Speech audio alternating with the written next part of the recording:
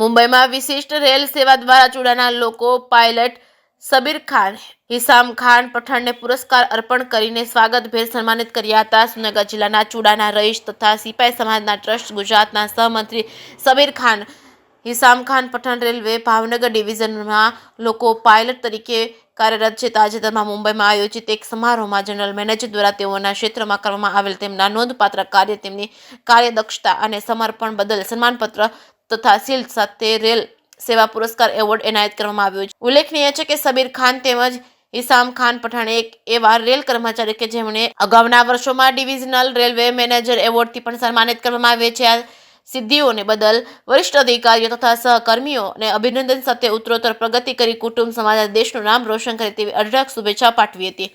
જે કે સિંહ ગુજરાતી સાથે મહેશ ઉતરિયા, સુરેન્દ્રનગર.